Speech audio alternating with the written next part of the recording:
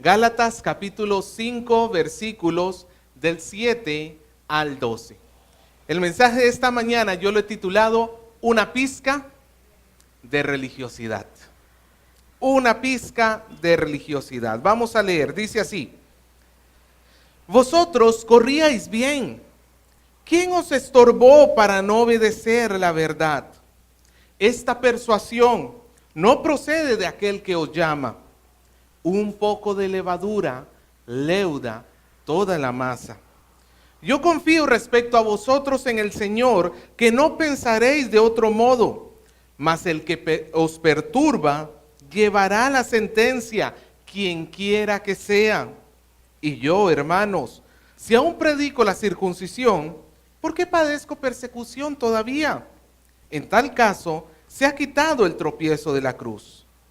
Ojalá se mutilasen los que os perturban. Vamos a orar. Entregamos este tiempo en sus manos, amado Dios. Queremos rogar y pedir que usted nos hable a nuestro corazón. Hoy prestamos atención a lo que usted nos tiene que decir, de tal manera que podamos obedecer a su palabra. Por favor, bendiga su palabra y ayúdenos a obedecerla. Gracias por estar en medio de nosotros. Rogamos, Dios, su dirección. En el nombre de su Hijo Jesús. Amén. Hay una de las figuras que se usan en la Biblia que a mí me llama mucho la atención. Y es que es una figura que transmite mucha simpleza, también transmite mucho poder o transmite lo que quiere enseñar de una manera muy poderosa y también de una manera muy fácil y cotidiana de poderla entender. Y es la figura de la levadura y la masa. ¿Cuántos de ustedes han hecho pan? ¿O alguna cosa que se necesitaba levadura? Levante la mano. Aunque sea en el colegio. ¿Qué cosa? ¿Panqueques? Picarones. Oh, qué rico. ¿Ah? Picarones. Entendemos fácilmente, hermano, el poder que tiene la levadura. ¿Cuánta levadura se necesita para hacer levantar un montón de masa? Hermano, es apenas un poquitito. Es más, si usted se pasa de levadura, si usted le agrega más levadura que la que corresponde, arruinó todo. Porque la levadura es muy, muy potente.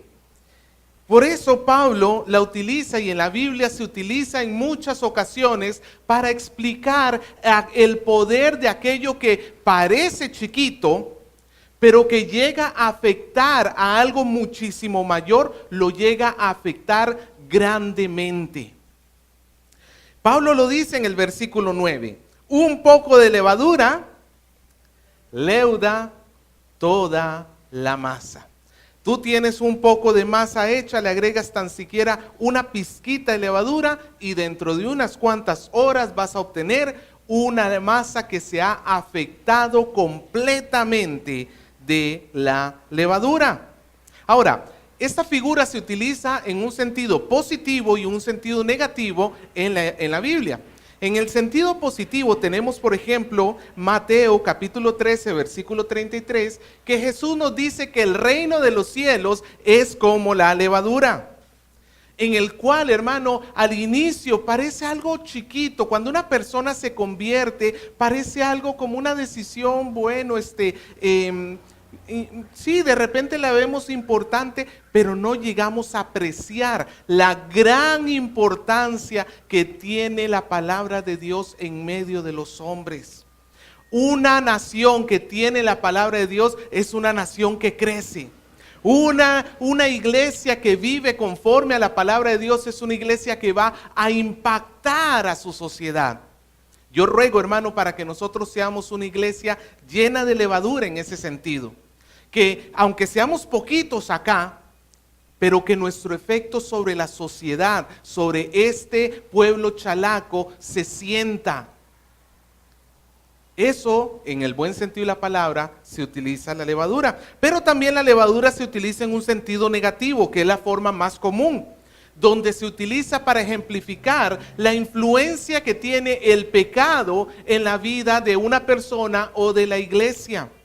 Un pequeño pecado va a terminar creciendo y creciendo y creciendo de tal manera que va a terminar afectando gravemente todo aquello que tocó.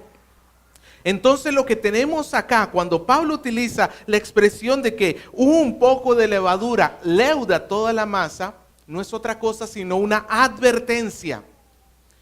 Es una advertencia que Pablo nos está haciendo, que debemos tener cuidado de que hay cosas que parecen inofensivas, que parecen insignificantes, que parecen más bien quizás hasta buenas, pero que sus efectos van a ser a la larga devastadores, a menos de que se extermine por completo aquella levadura.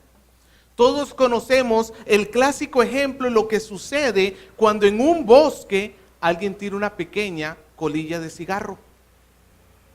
Como diría Santiago, cuán grande fuego comienza, cuán grande incendio comienza un pequeñito fuego. ¿Cuántos de ustedes, hermanos, se sentirían tranquilitos de que usted vaya al médico y de repente el médico le diga, sí, mira, tú estás muy bien, tu cuerpo está muy bien, el 99.9% de tu cuerpo está perfecto, pero hemos encontrado un pequeño cáncer? ¿Cómo te sentirías tú? El 99.9 está bien. No, tú te preocuparías porque hay algo allí. Tú sabes que el cáncer no se queda quietito, no se estaciona. El cáncer, ¿qué tiende a hacer? Crecer. Hoy lo tienes apenas en una pequeña parte de tu cuerpo. El día de mañana puede llegar a comprometer tu vida entera. La levadura, entonces, hermanos, es aquellas cosas que se ven chiquitas al inicio, pero con el pasar del tiempo se hacen gigantes. Y aquí Pablo utiliza el término levadura para referirse a una vida de religiosidad. Diga conmigo, religiosidad. La levadura es una muestra de esa religiosidad. Cuando hablamos de religiosidad, estamos hablando de dos cosas. Por un lado, una persona religiosa es aquella que confía en sus propias obras para la salvación de su alma. Aquel que dice, yo soy muy bueno, yo no le echo mal a nadie, yo soy una excelente persona, el día que vayamos al cielo, pues Dios me perdonará, porque a pesar de que he hecho algunas cosas malas, pero soy bueno, soy bueno.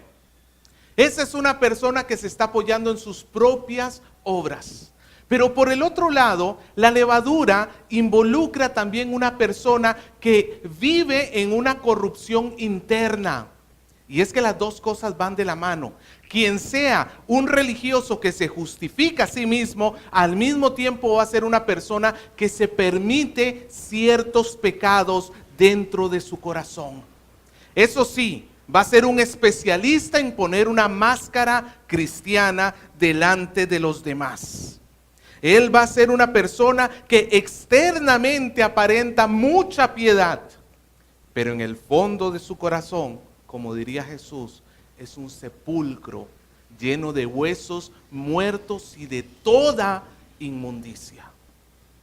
Esa es una persona leudada, que ha sido afectada por la levadura. Y si tú vas confiando en estas cosas, si tú dices, pero este pecado es chiquito, lo puedo conservar, esto a final de cuentas no le hace daño a nadie. Si tú vas confiando en aquellas cosas, aunque sea un poquito, con el pasar del tiempo, tarde o temprano, hermano, la religiosidad va a ir creciendo y creciendo y creciendo en tu corazón hasta abarcar el 100% de tu corazón. Y tú te vas a volver una persona, como vimos la semana pasada que dijo Pablo, de la gracia habéis caído. Una persona que nunca quiso cimentarse en Cristo Jesús y a pesar de que puso su esfuerzo en una apariencia cristiana, tarde o temprano va a terminar despreciando la gracia de nuestro Dios. Por eso, hermano, no estamos hablando de cosas pequeñas acá. A pesar de que la levadura se vea chiquita, afecta terriblemente. Y eso es lo que vamos a estar estudiando el día de hoy. ¿Qué produce una pequeña cantidad de religiosidad en la vida de la iglesia? Y así que vamos a comenzar a estudiar el efecto de la levadura en 3 tipos de personas. En primer lugar, el efecto de la levadura sobre aquellos que aceptan la religiosidad. En segundo lugar, el efecto de la levadura sobre aquellos que rechazan la religiosidad. Y en tercer lugar, el efecto de la levadura sobre aquellos que transmiten a otros religiosidad. Así que comencemos hablando del primero, que es aquel que tiene una vida leudada. ¿Entiende lo que significa leudada? Que la levadura lo ha tocado. Cuando una masa está leudada es porque la levadura lo ha tocado. Y es que, hermano, la levadura tiene un efecto inmediato, pero a veces no es muy sencillo de poder entender. La levadura aleja a los hombres de la palabra de Dios, aleja a los hombres de la verdad. Vamos al versículo número 7 de nuevo. Pablo dice: vosotros corríais bien. ¿Quién os estorbó para no obedecer a la verdad? Ve, hermano, Pablo habla de los Gálatas y los menciona como si ellos estuvieran en una carrera. En aquellos tiempos, como en nuestros tiempos, las carreras eran muy populares. Habían estadios ovalados donde los hombres corrían y pues por supuesto, hermano, los mejores se llevaban la gloria. Eran las carreras pedestres, las carreras a pie. Y Pablo utiliza a los Gálatas, o utiliza esta ilustración para mencionar a los Gálatas. Los Gálatas son esos corredores. Y Pablo dice, en un comienzo, ¿cómo corrían ustedes? Bien, diga conmigo, bien. Ellos estaban corriendo bien. Esto significa que los Gálatas habían aceptado la verdad de Dios, habían recibido la palabra de Dios, estaban viviendo conforme a la voluntad de Dios, hasta que dice en el versículo 7, ¿quién os estorbó para no obedecer a la verdad? Pablo dice que en medio de esta carrera que los Gálatas estaban siguiendo, de repente llegó alguien a bloquearles el camino y a decir, espérate, el camino está bloqueado. Mejor sigue por este otro camino que te va a llevar más rápido a la meta. Los Gálatas estaban corriendo la carrera de la salvación. Los Gálatas estaban corriendo la carrera basados en la verdad de Dios y cuyo destino es la salvación eterna del alma. Pero de repente llegaron los judaizantes a decirle, no, espérate un ratito, ¿cómo que es eso que salvos a través de Cristo? No, eso no funciona así. Mira, toma este otro camino, desvíate para allá. Si no te circuncidas, no vas a ser salvo. Si no obedeces la ley, no vas a ser salvo. Como ya lo hemos hablado en semanas anteriores. Había un adversario que les cerró el camino, de tal manera que ellos dejaron de seguir el camino de la verdad y se terminaron desviando. Ahora, hermano, el evangelio tiene una particularidad. La salvación del hombre tiene una particularidad que Jesucristo le expresó claramente cuando él dijo, yo soy el camino, la verdad y la vida. Nadie viene al Padre sino por mí. No existen atajos. Una persona que se desvía de la verdad es una persona que está caminando hacia la muerte. Hermano, la levadura es peligrosa. La levadura es terriblemente peligrosa porque te hace creer que sí, estás corriendo en la carrera cristiana, que estás corriendo hacia el cielo, cuando en realidad los que corren con la religiosidad en sus corazones, corren hacia el infierno, corren hacia la perdición, corren hacia la desgracia. No puede, hermano, no podemos nosotros creer que al final de la mentira encontraremos la vida eterna. No puede ser así. Pablo dice en el versículo 8, esta persuasión no procede de aquel que os llama. ¿Qué dice Pablo? Que ese convencimiento de tomar el camino corto venía de Dios. ¿Era obra de Dios? Si no es obra de Dios, ¿obra de quién puede ser? Póngase a pensar, hermano. Si no es la obra de Dios, ¿la obra de quién puede ser? Solamente queda de uno. No es Dios el que impulsa a los hombres para que se desvíen de la verdad. Es Satanás.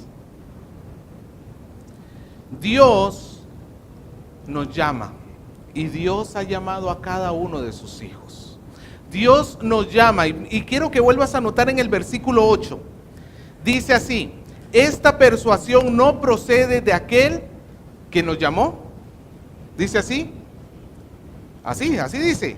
No procede de aquel que os llamó. Dice de esa manera. No procede de aquel que os llama. Porque Pablo les está recordando a los Gálatas que sí, Dios hizo un primer llamado. El día de la conversión, Dios nos llamó. Amén. Dios nos llamó a que nosotros viviésemos en Él, para Él, sirviéndole a Él, que nos mantuviésemos fieles a la verdad.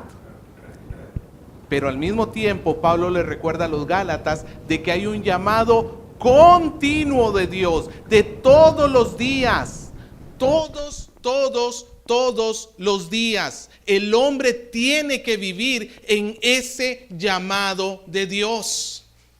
Hermano, no sirve con que tú digas, un día yo estuve en una iglesia. Es más, no sirve que tú digas, el día de ayer fue increíblemente gozoso y gocé de la presencia de Dios como nunca antes. Si el día de hoy tú no te has llenado del Espíritu Santo en tu corazón a través de la palabra de Dios, si el día de hoy tú no has rendido tu corazón y no estás viviendo en una vida de sincera, de obediencia a Dios tan fuerte como lo fue ayer, lo que has vivido ayer no te sirve hoy, hermano. Porque el llamado que hace Dios para sus hijos es hoy y es ahora. Ahora todos acá tenemos cara muy bonita, ¿no es cierto? Estamos bien tranquilos, sentados en nuestros asientos. Pero yo te pregunto, cuando tú sales de la iglesia, ¿sigues viviendo en esa vida rendida a Dios? Cuando llegas el lunes a tu trabajo, a tus estudios, o te quedas en la casa atendiendo tus quehaceres, ¿sigues viviendo tu vida tan rendida a Dios como por lo menos ahora estás aparentando? Porque si no, significa que la levadura está tocándonos. Estamos consintiendo pecado en nuestro corazón. Estamos aceptando que el pecado toque y mine la obra de Dios dentro de nuestro corazón. Hermano, no podemos nosotros vivir una vida hipócrita. No lo podemos hacer. Porque en el momento en que empezamos a permitirnos que el pecado se vaya almacenando, sea que le tienes un rencor a tu amigo, a tu vecino, sea que estás haciendo algo, tienes pensamientos que sabes que al Señor no le gusta, o estás diciendo malas palabras, o estás andando con malas juntas, no importa el tipo de pecado que tú quieras mencionar, eso es levadura dentro del corazón. ¿Y sabe lo que va a terminar pasando con uno que asiste a una iglesia, pero que no lucha contra el pecado en su corazón? ¿Sabe a la postre lo que va a terminar pasando?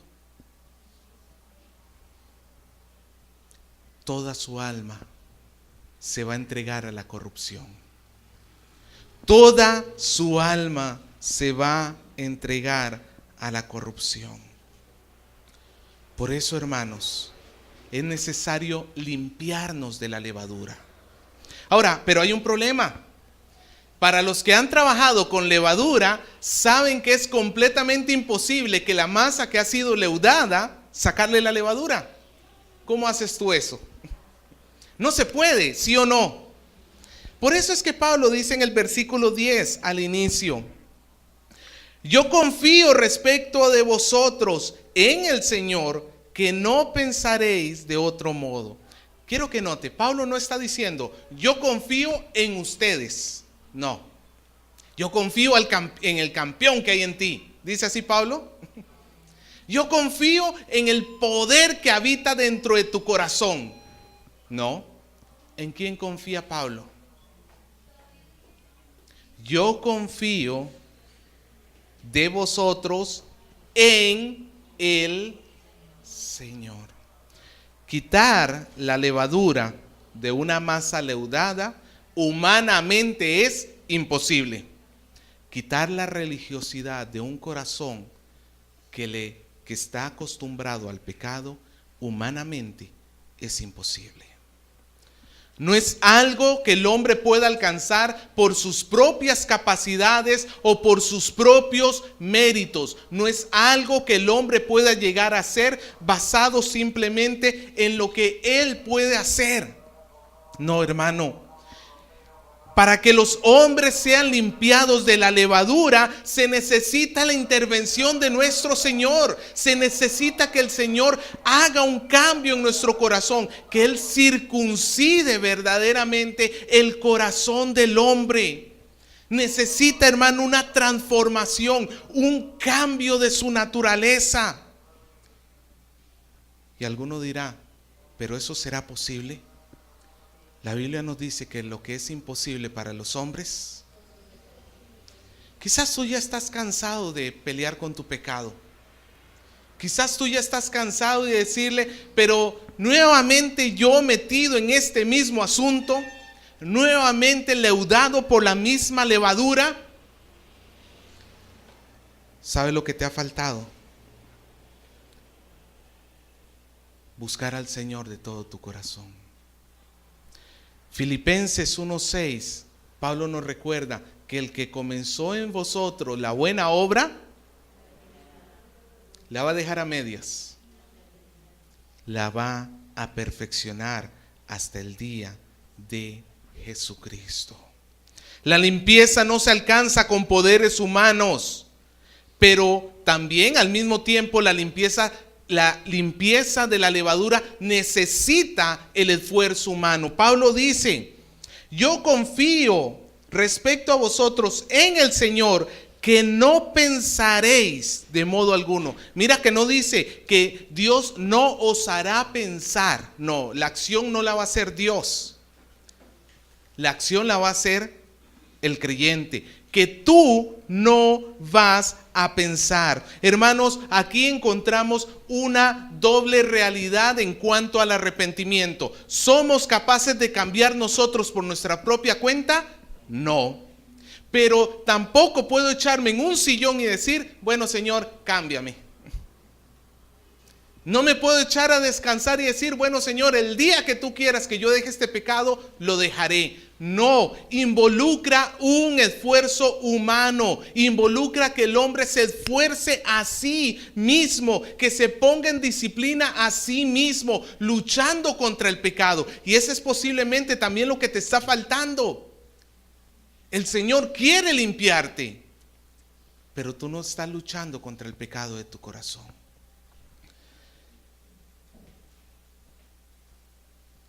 El verdadero cambio comienza cuando la mente entiende de que la levadura es mala. Y entonces hay arrepentimiento, hay confesión de pecados, hay un confiar solo en Jesús y hay una obediencia a la verdad. Ahora veamos en segundo lugar, ya vimos el efecto de la levadura sobre una persona que se deja leudar. Ahora, ¿qué pasa con una persona que no se deja leudar? Vamos a ver una vida sin leudar. Versículo 11. Pablo, hablando de sí mismo, dice: y yo, hermanos, si aún predico la circuncisión, ¿por qué padezco persecución todavía? En tal caso se ha quitado el tropiezo de la cruz. Ese texto, hermano, lo que Pablo está haciendo es mostrándonos que ni aún Pablo se salva de los efectos de la levadura. El asunto es que Pablo no se dejó leudar en su corazón.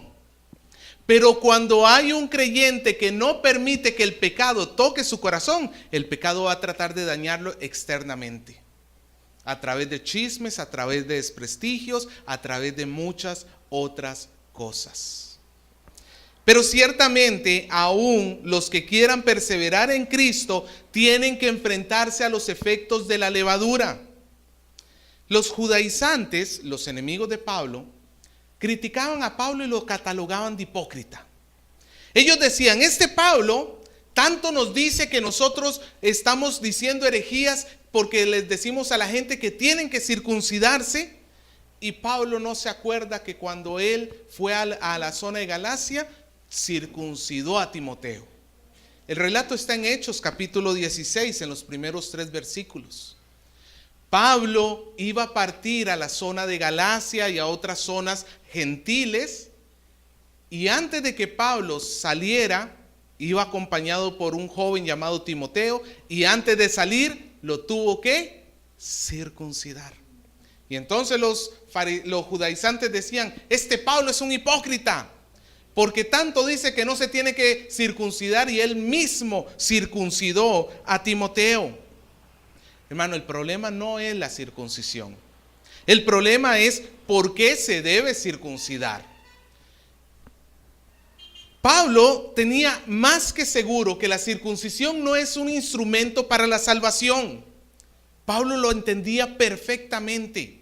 Cuando Pablo tuvo que circuncidar a Timoteo, fue porque si Timoteo iba a aquellas regiones sin circuncidar, Timoteo era mitad judío, la madre era judía, su padre era gentil, pero Timoteo nunca había sido circuncidado, y los judíos a los cuales iba Pablo eran muy celosos. Los judíos de por sí son muy celosos, y ellos no conciben una persona que sea judía y que no esté circuncidado. Entonces Pablo vio en peligro no la salvación de Timoteo, vio en peligro que no fuese él bien recibido en medio de los círculos judíos. Si tanto problema me van a hacer porque tú no estás circuncidado, Timoteo, pues te circuncido. ¿Cuál es el problema? ¿Circuncidado va a ir al cielo? ¿Va a servir para algo para llegar al cielo, o es determinante en su salvación? No. ¿Que se quede incircunciso es determinante en su salvación? No. Pero me va a facilitar el trabajo si se circuncida. Entonces, Timoteo, ven a circuncidarte. Todo lo contrario sucedió con Tito. Pablo nos narra aquí mismo en Gálatas capítulo 2, versículo 3, que cuando Pablo viajó con Tito, a Tito no se le circuncidó, porque no tenía obstáculo, ya se había superado ese obstáculo. Pero entonces tenemos, hermanos, por el otro lado, judaizantes que sí te decían: si tú no te circuncidas, estás mal, te vas a ir al infierno. Y comenzaban a criticar y a murmurar de Pablo. Este Pablo es un hipócrita porque dice que no, pero luego sí lo anda haciendo. Pablo dice: a ver, si tanto me critican a mí que yo ando diciendo que debo circuncidar a otros, entonces ¿por qué me están persiguiendo a mí? La misma persecución en contra de Pablo es evidencia que ni aun sus enemigos creían lo que estaban diciendo de Pablo. Ni siquiera los judaizantes creían que Pablo confiara en la persecución, porque Pablo dice, si tanto es el problema y yo estoy circuncidando, ya se ha quitado el obstáculo de la cruz. Tanto lo que les estorba a los judíos de que se les diga que la circuncisión no sirve para nada, sino la sola fe, pues ya se quitó. Pero hermano, los religiosos, los fariseos, los leudados van a comenzar a encontrar las supuestas o aún las fallas que tienen los que retienen la verdad del evangelio. Y esto nos recuerda: pórtate tú bien, camina en los caminos del Señor y la gente te va a perseguir. Mire que se lo advierto de antemano, hermano, porque a algunos les venden un evangelio: ven al Señor, camina en Cristo y tu vida va a ser un lecho de rosas. No, el Señor Jesús dice, si a mí, hablando de Él, si a mí me persiguieron, ¿cuánto más con ustedes? Al mundo le encantaría, hermano, al mundo le encanta ver cristianos leudados. Y en el momento en que tú te pongas firme, que has estado riéndote de los chistes de tus amigos, esos chistes rojos o de doble sentido, y has estado jugueteando con ellos, y que ahora vean el cambio en ti porque tú has decidido que la levadura no te va a tocar más, te van a comenzar a criticar. Ah, sí, tú muy cucufato, ¿no? Ah, sí, tú que esto y que lo otro. Ahora sí, tú Santa Rosa de Lima. Prepárate, porque va a venir persecución. Pero déjame decirte algo: es mejor tener como enemigo a los hombres y como amigo a Dios, que es todo lo contrario. Es mejor ser amigo de Dios y no de los hombres, que caerle bien a la gente de este mundo y tener problemas con Dios. La levadura, cuando toca a una persona que no se quiere llegar a contaminar en su corazón, cuando el pecado no toca a una persona que la persona no quiere vivirlo, pues va a comenzar una persecución contra esa persona. Pero tú tranquilo, hermano, confía en el Señor. Más grande es el que está en mí. Uy, hermano, con ese ánimo. Más grande es el que está en mí que en el que está en el mundo. Finalmente, veamos los efectos de la levadura, no en una persona que ya asimiló la levadura, el pecado, sino en una persona que está transmitiendo a los demás pecado. Un maestro, llamémoslo así, del pecado. Versículo 10 a la mitad. Pablo dice: mas el que os perturba llevará la sentencia, quien quiera que sea. ¿Qué va a suceder con el que perturba a los creyentes? ¿Qué va a llevar? Sentencia. La palabra perturbar acá, hermano, habla de alterar el orden, de trastornar. Habla de que Dios estableció un orden para las cosas y la persona llega haciendo, no, espérate, eso no es así. Y esos son los falsos maestros. Eso es lo que estaban haciendo los judaizantes. El que vive de esta manera no construye, destruye. No edifica, derriba. Y Pablo dice: quien viva de esa manera, quien esté enseñándole a otros a vivir una vida religiosa, poniendo apariencias en pecado, quien viva esa vida, no importa quién sea, no importa si es un apóstol, un profeta, un evangelista, no importa quién sea, que sea el mismo pastor de la iglesia, no importa. ¿Qué va a llevar? Sentencia. ¿Por qué?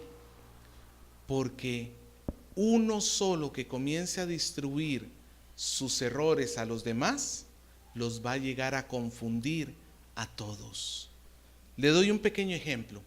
Para los que tenemos ya algunos añitos de cristianos, nos recordaremos las primeras prédicas que escuchábamos de este pastor Cash Luna. Y si usted se acuerda de esas primeras prédicas, no son como las actuales. Sonaba muy bien, parecía muy bien, pero su corazón está con levadura. Pasa el tiempo y cada vez va expresando la levadura de su corazón en falsas doctrinas. A tal punto que hace un tiempo él dijo que nosotros éramos Jehová Junior. Y ahora resulta que ha salido otro video donde él mismo afirma que ya se transfiguró. Se transfiguró, así como lo escucha. Es más, pone una foto donde él aparece todo blanco. Un photoshopazo, es eso. Pero él afirma que ya se transfiguró. Hermano, al principio, los que lo escuchamos en aquel tiempo, ¿usted se imaginaba que las cosas iban a terminar en semejantes aberraciones? No, pero es que la levadura es así, comienza chiquita y va creciendo y creciendo y creciendo. Y ese hombre, al estar en un púlpito, hay que orar mucho por él para que se arrepienta. Porque si él llega a morir sin haberse arrepentido verdaderamente y haberse puesto de verdaderamente a cuentas con Dios, va a llevar la sentencia, no de los hombres. Porque en realidad ninguna ley humana, básicamente, por lo menos en Occidente, nadie juzga ese tipo de cosas, pero a Dios no se le pasa por alto. Para Dios, el hecho de que una persona le enseñe a otra que guardar pecado en el corazón es algo bueno, para Dios eso es algo terriblemente malo. A Dios le enoja enormemente, a tal punto, hermano, que los peores lugares del infierno no están guardados para las prostitutas, para los asesinos, para las malas personas de la sociedad. Los peores lugares del infierno están reservados para aquellos que enseñan mentiras a los demás, porque les ponen tropiezo. Vaya conmigo a Mateo capítulo 18, versículo 6. Mateo 18, versículo 6. Nuestro Señor Jesucristo dice: y cualquiera, escuche bien, cualquiera que haga tropezar, quien quiera que sea, diría Pablo, a uno de estos pequeños que cree en mí. Uno de estos pequeños está hablando de una persona menor en la fe, de una persona que está aprendiendo de ti. Mejor le fuera que se colgase una piedra de molino de asno. Esas piedras eran gigantescas. Sería mejor que se amarrase a una de esas piedras y se hundiese en lo profundo del mar. Ojalá que así, aunque sea haciendo eso, quedara tan al fondo que la mano de Dios no pudiera llegarle. Pero eso es imposible, hermano. Versículo 7. ¡Ay del mundo por los tropiezos! Porque es necesario que vengan tropiezos. Mas ay de aquel hombre por quien viene el tropiezo. Por tanto, si tu mano o tu pie te es ocasión de caer, córtalo y échalo de ti. Mejor es entrar en la vida cojo o manco que teniendo dos manos o dos pies y ser echados en el fuego eterno. Si tu ojo te es ocasión de caer, sácalo de ti, sácalo y échalo de ti. Mejor te es entrar con un solo ojo en la vida que teniendo dos y ser echado en el infierno de fuego. Hermano, ¿qué va a suceder con aquellas personas que guardan religiosidad y enseñan religiosidad a otros? Ellos están acarreando la peor de las condenaciones. Por eso no nos extraña que en el versículo 12 Pablo diga: Ojalá se mutilasen los que os perturban. Y esto suena fuerte, ¿sí o no? La frase que dice Pablo en Gálatas 5:12, ojalá se mutilasen los que os perturban, la debemos entender en el contexto de aquellos tiempos. Habían unos sacerdotes en el mundo romano de aquel tiempo que seguían a una diosa llamada Cibele. Y estos sacerdotes, para demostrar su religiosidad, su devoción a su diosa, ¿sabe lo que hacían? Se castraban completamente, se retiraban todos los órganos reproductores masculinos, quedaban completamente castrados, eran eunucos. Y eso lo hacían para expresar su gran amor por aquella diosa. Pues Pablo, viendo la circuncisión, porque ahora la circuncisión ¿sirve de algo?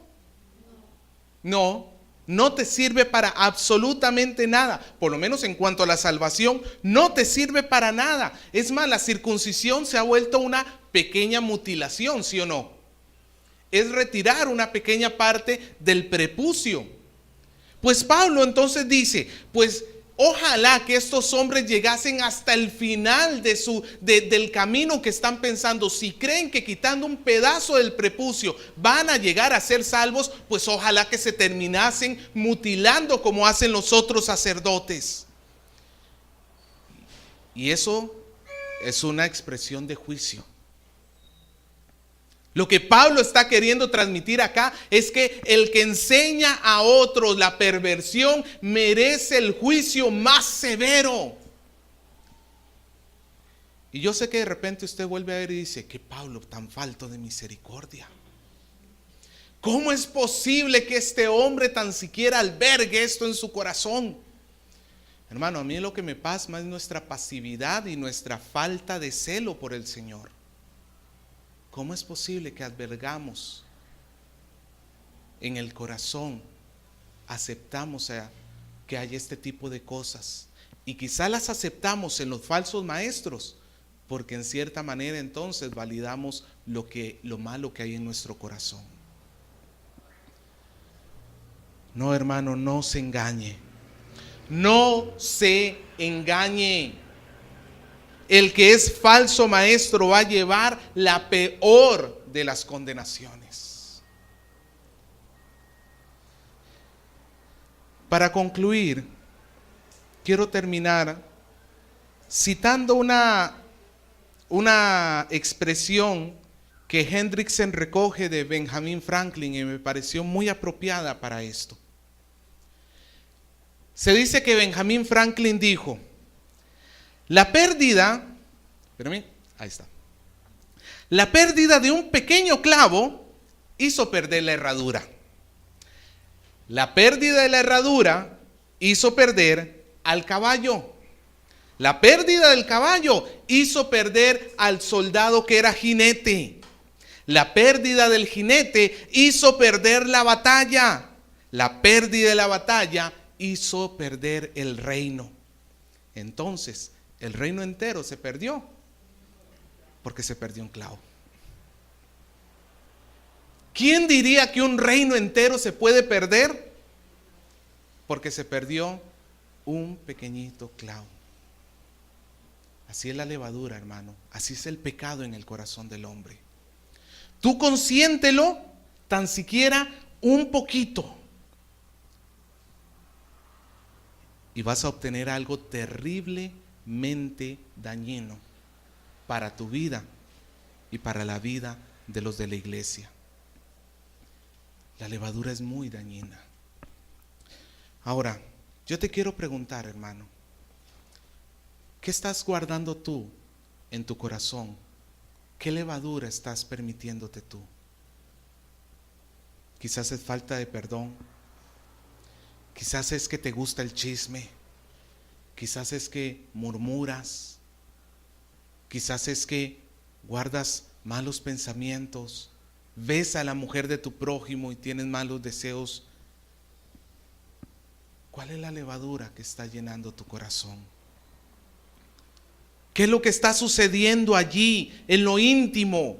No te estoy preguntando de cuál es la apariencia que venimos a dar acá, porque ciertamente todos parecemos borregos buenos. Te estoy hablando del fondo de tu corazón. ¿Qué es lo que está sucediendo allí adentro? ¿Tú crees que puedes vivir con eso? ¿Tú crees que eso no le hace daño a nadie? ¿Tú crees que nadie se va a dar cuenta? Un día vas a ser avergonzado terriblemente por causa de ese pecado. Es mejor que lo abandones hoy y ahora. En este momento le supliques y le pidas perdón a Dios. Porque el Señor, para todo aquel que se humilla y le pide perdón, el Señor ha prometido el perdón. Él es fiel y justo para perdonar nuestros pecados y limpiarnos de toda maldad. Pero quizás también tú has comenzado a vivir persecución cuando has dicho no al pecado que antes le decías sí. Y de repente la gente se ha estado burlando de ti o te ha estado persiguiendo por causa de tu fe. Y quizás incluso has llegado a pensar, pues, ¿para qué seguir a Cristo si voy a sufrir así? Hermano, no, recuerda que esta vida, a través de ese sufrimiento, el Señor está perfeccionando tu carácter. El Señor está haciéndote a ti un cristiano maduro, íntegro, que camine en la verdad. Tú soporta en la verdad. Tú confía en el Señor. Es mejor ser amigo de Dios que su enemigo. Sostente en el Señor. Pero también planteo otro escenario. Puede ser que tú seas el que ya le está enseñando a otros que la religiosidad es buena. Y sobre todo, hablo aquí a los que son padres o a los que tienen a cargo algún tipo de persona, ya sea en su trabajo, eres líder en la iglesia, en escuela dominical, eres maestro, quien quiera, mientras que tú tengas a otra persona abajo.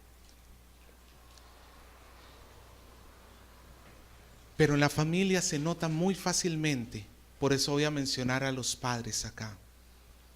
¿Te has puesto a pensar en lo que debe haber en el corazón de tu hijo cuando te ve aquí con las manos levantadas, cantándole a Dios, pero luego te ve tu comportamiento en tu casa? ¿Te has puesto a pensar lo que piensa tu hijo cuando te escucha que tú hablas palabras santas en medio de este lugar, pero cuando vas a la casa dañas con tus palabras a tu familia? ¿Sabes lo que le estás enseñando a tu hijo? Que puede llegar a vivir una vida religiosa. Le estás enseñando a tu hijo que la religiosidad, bueno, está bien, entre tanto que guardes una apariencia, entre tanto que no te agarren. Hermano, si tú has estado haciendo tal cosa, arrepiéntete hoy, porque el peor de los castigos está reservado para aquel que pervierte la vida de otro. Para aquel que no le enseña la verdad, sino que le transmite la mentira y hace pensar que la mentira es una forma de vida normal y agradable a los ojos de Dios. Si tú has estado siendo un cristiano religioso, hoy es el día de arrepentimiento. Porque si no recuerda lo que dice el Señor Jesús, más les valdría que se amarren una piedra de molino y se arrojen al fondo del mar. Ojalá se castrasen todos aquellos que os perturban, ojalá se mutilasen. Quien quiera que sea, llevará sentencia. Es mejor que hoy temas a Dios. Es mejor que hoy tus rodillas tiemblen delante de la santidad de Dios, porque tú no has querido mantenerte en una posición limpia y santa delante de Dios. Es mejor hoy humillarnos delante de Él, para que Él perdone nuestros pecados. Y que hoy te comprometas con Dios a vivir una vida en santidad. delante de tus hijos, delante de tu familia, delante de los tuyos. Y si tú hoy estás escuchando el llamado de Dios por primera vez para conversión de tu alma, si tú hoy llegas a la determinación de que no has vivido esta vida de manera justa y que no puedes salvarte a ti mismo por tus propios esfuerzos, yo te invito para que vengas a Cristo, le pidas perdón por tus pecados y Él te va a dar una vida nueva, un corazón nuevo para que le puedas amar. El Señor no quiere ni una pizca de levadura en nuestro corazón. El Señor no quiere ni la más poquita de la levadura en nuestro corazón. El Señor quiere que todo nuestro ser sea dedicado solo a Él.